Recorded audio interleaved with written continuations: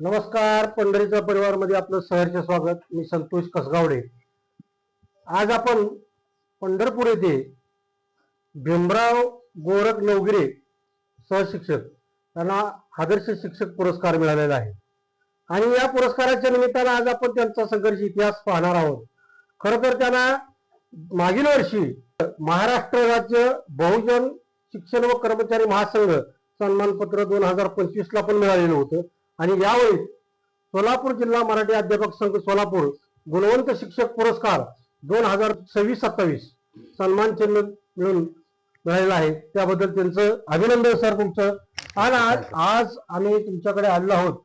तुमचा थोडा संघर्ष गाथा आतापर्यंतचा इतिहास, कारण शिक्षक हे ज्ञानदानाचं काम करत असताना मागील पूर्वजन्मीचा शिक्षकांना ऋषी मानलं जातं की ज्ञानदान करता करता अपूर्ण ज्ञानात त्यांची इच्छा राहिलेली या जन्मात पूर्ण व्हावी, म्हणून खरं तर या जन्मामध्ये शिक्षकाला ज्ञानदानासाठी शिक्षक हे पद निर्माण केलं गेलं असं मानलं जातं आपल्या संप्रदायामध्ये.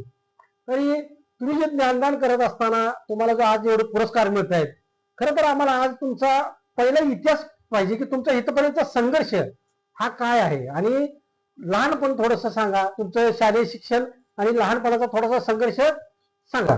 माझं मूळ गाव तसं येवती, मोहोळ तालुका, कर्मवीर औदुंबराव पाटील यांचं गाव, विठ्ठल कारखान्याचे संस्थापक ते गाव. आणि लहानपण येवतीतच गेलं. 1989 साली 7वी पास झालो आणि त्यावेळी आमच्या गावामध्ये हायस्कूल नव्हतं आणि हायस्कूलला आम्ही एक 5-6 किलोमीटर रोकड्याला चालत जायचो, कधी सायकलीवर जायचो. असं आमचं 10वी पर्यंत शिक्षण रोकडे रयत शिक्षण संस्था रोकडे इथे झाली. आणि त्यानंतर कॉलेजचं जीवन, कॉलेजला 11वी-12वीला त्यावेळी KBB कॉलेज, कर्मवीर भाऊराव पाटील असं नाव नव्हतं, त्यावेळी पंढरपूर कॉलेज म्हणून नाव होतं. तर तिथं आम्ही 11वीला ऍडमिशन घेतलं आणि येण्या जाण्याची सोय नसल्यामुळे आम्ही पंढरपूरला तिथं कॉलेजला रूम करून राहिलो. तर त्यावेळेचं जेवण किंवा आता दिवसभर सकाळी एकच टाइम डबा यायचा आणि संध्याकाळी तसेच ते शिळ्या भाकरी खायच्या आणि उन्हाळ्याच्या दिवसामध्ये आमचे जेवण भाज्या विटायच्या. तर त्या आम्ही पंढरपूरला त्या काळात जुनं खाली थिएटर होतं, अकबर थिएटर, अरुण थिएटरच्या तिथं हॉटेल होते. त्या हॉटेलमध्ये संध्याकाळी 9-10 वाजता सिनेमाचे मधले इंटरव्ह्यू झाल्यानंतर सगळे बंद व्हायचे आणि हॉटेलची भाजी शिल्लक राहायची. ते आम्हाला 2 रुपये 5 रुपये मध्ये भाज्या द्यायची आणि फुल जेवायचे. अशा परिस्थितीमध्ये आम्ही शिकलेलो. नाही, आता हे ज्या वेळेला जुना काळ, कारण प्रत्येकाचाच कष्टाचा हालाकीचा गेला, तो जुना काळ काय आठवतं का? आज समजा या पदावरती आज एवढे मोठे आज पुरस्कार मिळत आहेत, हे दिवस सोन्याचे आज आले, पण लहानपण कधी मागं पाठीमागं वळून बघताना आठवतं का? आणि त्यातला एखादा प्रसंग सांगा आम्हाला. लहानपण अतिशय वाईट आणि खडतर गेलं. कॉलेजला यायच्या अगोदर असेच आंबेडकर जयंतीच्या वेळेस वर्गणी असायच्या आणि त्यावेळी वडिलांनी वर्गणी दिली नाही म्हणून मी ट्रॅक्टरवरती कामाला गेलो मुरुम भरायला. आणि तो मुरुम भरायला गेल्यानंतर त्या ट्रॅक्टरवरती फळक्यावरती उभा राहिलो आणि फळका पाडायच्या टायमाला एकाने फळका पाडला आणि माझं पाय त्या फळक्यात गेला आणि माझी बोट तुटली पायाची. तरी सुद्धा मी न घाबरता त्या पण आपल्या युवतीच्या तळ्यामध्ये हा प्रसंग घडला होता. आणि तसंच रक्त सांडत पायाचं बोट तुटलेले असतात पंढरपूरला. त्या काळात आपटे देशपांडे दवाखाना फेमस होता, त्या दवाखान्यात आणलेला. तो प्रसंग मला 92-93चा कधीही मी विसरू शकत नाही. कारण का त्यावेळेस मला माझी इच्छा होती, मला मिलिटरीत जायचं आहे, मला जे भारतीय सैन्यामध्ये जायचं आणि मला भारताची सेवा करायची आहे. परंतु अनाथाने माझे बोट तुटल्यामुळं ते चालणार नाही म्हणून मी नंतर शिक्षकी पेशाचा निर्णय घेतल्याने मला शिक्षक व्हायचा आहे. इकडं नाही, इकडं तरी सेवा घडावी म्हणून मी शिक्षकाचं त्यावेळी ध्येय केलं. आता तो झाला प्रसंग तुमच्या ह्याचा, पण तुम्ही चळवळीत पण काम केलं असं आम्हाला ऐकायला मिळालं. चळवळीतले काय प्रसंग सांगा. चळवळीमध्ये त्या काळामध्ये बीएसपी होती. मायावतीच्या टेंडर कॅम्पमध्ये सुरुवातीला आम्ही मुंबईला आमचे नातेवाईक असायचे. त्या मुंबईला ज्यावेळी मायावतीचा कांशीराम साहेबाचा टेंडर कॅम्प असायचा त्यावेळेस मी त्यांना बघितलं आणि मी भारावून गेलो. मग त्यानंतर 92-93-94च्या काळात राहुल सरवदेची माझी सोलापुरात भेट झाली आणि त्यांनी सांगितलं, तुम्ही ह्यामध्ये भाग घ्या आणि अतिशय बाबासाहेबांची चळवळ आपण जर चालवली किंवा आपण पुढे गेलो तर आपल्याला 100% यश येईल. परंतु शिक्षण आणि चळवळ ह्या दोन्ही ह्याच्यामध्ये ध्येय फक्त पहिल्यांदा आपण आपलं स्वतः आर्थिक सक्षम बाबासाहेब ज्यावेळी सांगायचे तुम्ही आर्थिक सक्षम व्हा, लाचार बनायचं नाही. तुम्ही ज्यावेळी तुम्ही कमवता व्हायला नोकरीला लागाल त्यावेळी निश्चित प्रकारे तुमच्या पाठीमागे माणसं येतील. तुम्ही जर आताच चळवळ उभा केली किंवा लोकांच्या पाठीमागे लागला तर तुमच्याकडे जगायला साधन पैसे पाहिजे. म्हणून तुम्ही पहिल्यांदा शिका आणि पहिल्यांदा तुम्ही नोकरी लागा, चांगल्या पदावर जावा आणि नंतर तुम्ही चळवळ. म्हणून त्या करत करत मी चळवळ अधिक शिक्षण अशा दोन्ही बाजू केल्या. त्यावेळी बीएसपीचा तालुका अध्यक्ष मोहोळ तालुका, नंतर त्यानंतर Republican party of India Athawale साहेबाच्या गटाचा मोहोळ तालुका अध्यक्ष झालो, उपाध्यक्ष झालो. अशाही पद्धतीने ह्या दोन्ही पदावर काम करत राहिलो. नाही शिक्षण चालू असताना सत्ता संघर्ष चळवळ, नंतर उपोषणाला बसायचो. प्रत्येक कुठेही अन्याय अत्याचार झाला का त्या ठिकाणी पहिल्यांदा हजर राहून उभं आपलं काम करायचं, अशी अवस्था. आता हे चळवळीतलं जीवन झालं, होय.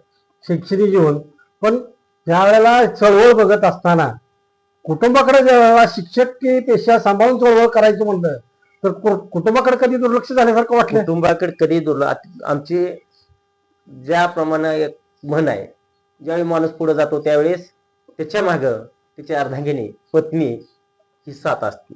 तसे त्या माऊलीनं इतके मला साथ दिली. मुळात मी आमचं लग्न झाले त्यावेळेस 12वी पास घरचे होते. तिथून घरच्यांना मी पुढे शिकवलं, BA केलं, MA केलं, BEd केलं आणि त्याही घरच्यांनी शिकलं पाहिजे, नोकरी लागली पाहिजे म्हणून ते घरच्याही आता प्राध्यापक आहेत. त्यामुळे त्यांनाही शिकवलं, त्यांच्या स्वतःच्यावर पायावरती उभा राहावं आणि त्यांना सुद्धा शिकवलं गेलं. म्हणजे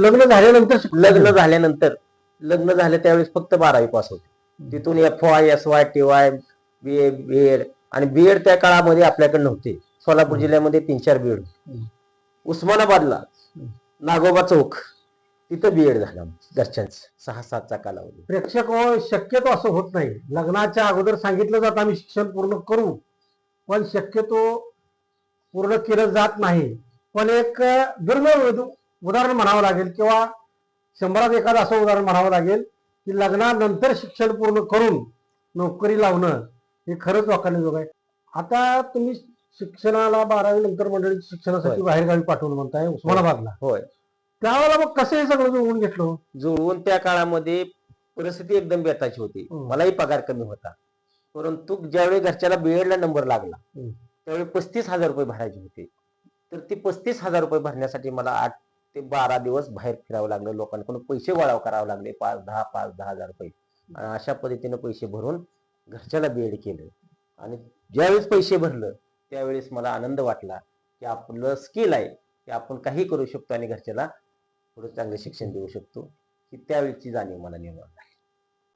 आता त्याचं सगळं चीज झाल्यासारखं वाटतं. आता अतिशय चीज झाल्यासारखं वाटते, कारण का आपण शून्यातून सगळं विश्व निर्माण केलं, घरच्याला शिकवलं, आपण शिकलो आणि पुढं इतकं छानपैकी वाटतं की कधीही पंढरपूरला राहायला येईल असं वाटलं. सर, आता पुरस्कार मिळाल्यानंतर आपली भावना काय? अतिशय छान वाटतं. लोकांची कुठेतरी आपण सेवा केलेली आहे. त्याही अगोदरचा थोडा संघर्ष आहे. मी सुरुवातीलाच नॉन टीचिंग मध्ये तुम्हाला सांगितलं की सहजासहजी मी शिक्षक झाले नाही. ह्या संघर्षाच्या मध्ये चळवळी उभे करत असताना नोकरीत पहिल्यांदा आपल्याला नोकरीत स्थान राहावं म्हणून सुरुवातीचा माझा काळ मी शिपाई म्हणून सुरुवातीला काम केलं. त्या शाळेमध्ये त्या शाळेवरती शिपाई म्हणून काम केलेलं असताना शिपाई टू शिक्षक असे माझे संघर्ष गात आहे. शिक्षण सुद्धा एखादी नोकरी लागल्यावर सुद्धा म्हणजे बढती मिळाली. त्यामुळे सहजासहजी माझं झालं नाही. शिपाई टू शिक्षक झालेला हा महाराष्ट्रातला ह्या 40 वर्षातलं पहिलं उदाहरण. खरंच अभिनंदन करावं लागेल परत एकदा यासाठी, कारण एकदा जर समजा नोकरी लागली तर सहजासहजी शक्यतो पुढच्या कोण नादाला लागत नाही. आहे ते समाधानी मानून आणि ठीक आहे चालती गाडी चालू द्या असं करतं, पण परत पुढचं शिक्षण घेऊन तुम्ही शिक्षक पदापर्यंत गेला. हे खरं तर मग पाठीमाग समजा त्या तिथल्या शिक्षकांचा, तिथल्या स्टाफचा आणि तुमचा हे सगळा मेळ कसा बसला तेव्हा? अतिशय त्या काळामध्ये शिक्षक मुळात आमच्या पहिले म्हणजे 2 नंबरला मुख्याध्यापक म्हणून राहिलेले आदरणीय RD पवार सर, त्या माणसाचं अतिशय मोलाचं सहकार्य लाभलं. मी शिपाई म्हणून जरी काम करत असलो तर त्या माणसाने कधीही मला कुठल्याही गोष्टीत शिक्षणाबाबतीत, कुठं घरच्याला BEdला बाबतीत रजा नाकारली नाही किंवा काय नाही, तुला काय करायचं आहे जात नावानिशी असं. म्हणजे मी लहान होतो, सगळ्यात वयानं लहान असणारा, त्यामुळे मला सगळ्यांनी माझं भीमा म्हणून मला कधीही नोकरी किंवा कुठल्या बाबतीत एक आदरानं म्हणायचे, भीमा म्हणून बोलायचे. त्यामुळे मला अतिशय छान वाटायचं. त्यामुळे कुठल्याही गोष्टीमध्ये मला त्यांनी अडचण येऊ दिली नाही. तुला शिकायचं आहे, तुला काय काय अडचण आहे माझ्याकडे यायचे. त्यामुळे त्या वेळेचा स्टाफ अतिशय छान. त्यावेळेस मग ते घुगुरदरी सर आमचा जुना जे स्टाफ होता, आता आहे का जुना स्टाफ? आहे की आता आता जवळजवळ सगळं संपलेला आहे. आता आम्ही दोघं तिघच जुना म्हणावं लागेल. नाहीतर जुना स्टाफ अतिशय छान पैकी. आता नवीन दरामध्ये जनरेशन गॅप जो वयाचा अंतर असल्यावर त्यांचा मेळ आणि आमचा मेळ लागत नाही, तरी सुद्धा अतिशय छान आमची शाळा, सगळी माणसं किंवा आता सुद्धा ते आमचे नवीन प्राचार्य येते डॉक्टर सर, ते सुद्धा कधी आपल्याला म्हणजे नाही तुमचे होतकोर आहे, तुम्ही तुमच्या संघर्षातून तुम्ही तयार झाले, अतिशय छान असे त्यांना वाटतं. तुम्ही युवतीच आणि गोरसाळ्याला कसं काय, म्हणजे तुम्ही तिथं कसं काय शाळेला आला, म्हणजे तिथं नोकरी कशी आली, म्हणजे तिथपर्यंत सहकार्य लाभलं तिथं? कर्मवीर औदुंबराव पाटील हे 1940-45च्या दरम्यान आडत दुकान चालवत होते आणि त्यांनी पंढरपूर तालुक्याची मार्केट कमिटी आणि 1962 पासून ते 80 पर्यंत ते आमदार होते. आणि त्यानंतर त्यांनी कारखाना 72च्या ज्यावेळी उजनी निर्माण झाली, उजनी धरणाची पायाभरणी केली आणि उजनीचं पाणी येणार आहे म्हणल्यानंतर ऊसाचं क्षेत्र वाढेल म्हणून ज्यावेळी विठ्ठल कारखान्याची निर्मिती केली आणि ते औदुंबराव पाटील विठ्ठल कारखान्याचे संस्थापक, त्यांच्यामुळं मी त्या कारखान्यावरती नोकरीला लागलो. शाळेवर त्यांनी कारखान्याबरोबर शाळा निर्माण केली आणि 1983ला शाळा त्यांनी जून 83ला शाळा निर्माण केली. आणि आमच्या गावातले बरेच कामगार, गावातले गावकरी या नात्यानं बरेच कामगार त्यावेळी त्यांनी कामाला लावले आणि त्यामध्ये माझा समावेश. आता अण्णांचे तुम्ही गावकरी, होय.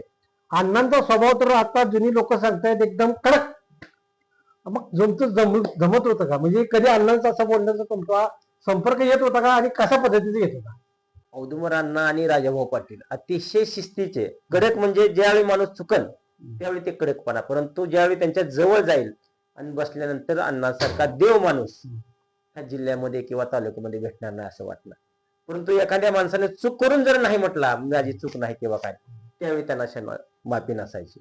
म्हणून ते माणसं कडक शिस्तीचे, परंतु कोणताही व्यवहार करताना किंवा त्यांना आर्थिक व्यवहार अतिशय त्यांना ते जमत नव्हतं. कोणी काय इकडलं तिकडलं पैसे घेणं किंवा देणं करणं अजिबात जमत नाही. आणि पैशा बाबतीत किंवा कुठल्याही बाबतीत त्यांचं मन मोठं होतं आणि ज्यावेळी एखादा माणूस त्यांच्याकडे जाईल त्यावेळी ते मोकळ्या हाताने कधी मागाले.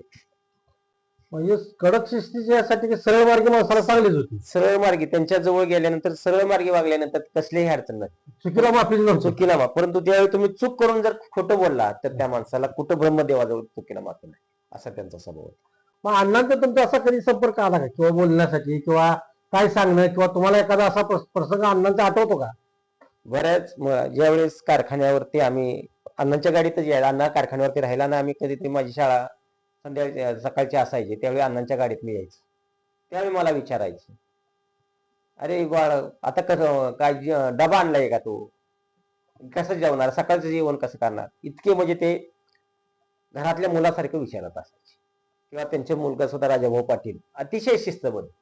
अलीकडच्या माणसाला शिस्तीची माणसं आवडत नाहीत, शिस्तबद्धता त्यांच्याकडे अतिशय, प्रामाणिकपणा अतिशय चांगला होता. त्यामुळे माणसं ती जास्त दिवस टिकली नाही, ती चालली नाही. समाजाला आता प्रामाणिक माणसाची गरज राहिली, प्रामाणिक माणसाची गरज राहिली. आता या पाठीमागच्या संघर्षाच्या काळामध्ये साथ कोणाची, नातेवाईकाची किंवा शिक्षकांची आणि किंवा बाहेरची कोणाची लाभली का?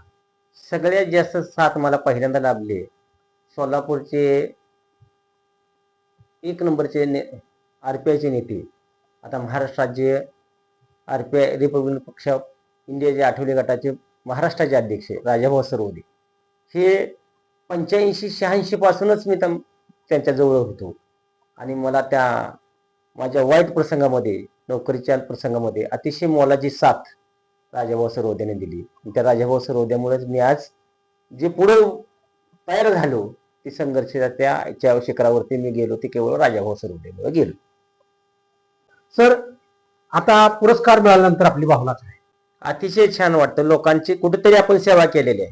त्याही अगोदरचा थोडा संघर्ष आहे.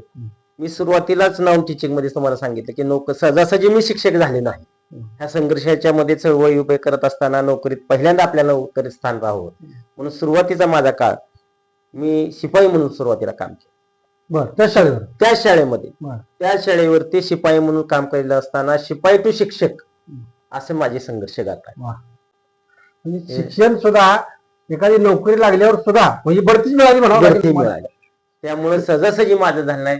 शिपाई टू शिक्षक झालेला हा महाराष्ट्रातला ह्या 40 वर्षातलं पहिलं उदाहरण. वा.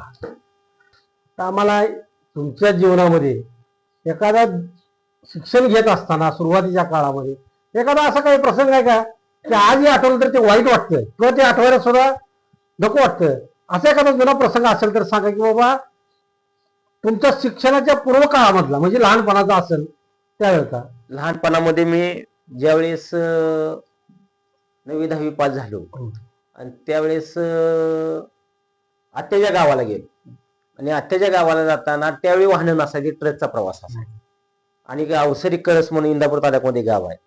त्या गावाला जाताना ट्रक मध्ये बसल्यानंतर झोप लागली आणि त्या साईडलाच ड्रायव्हर आपल्या दरवाजा साईडलाच बसलो होतो आणि झोप लागली, माझा रुमाल पडला आणि मी जागा झालो, तशी रुमाल तसा गेला तसा मीही पडलो असतो. ते एक प्रसंग आयुष्यामध्ये कधीच विसरणार, कारण का ते मी पडलो असतो तर संपलं असतं. त्या एवढा वाईट प्रसंग आणखी 92-93चा आठवतो.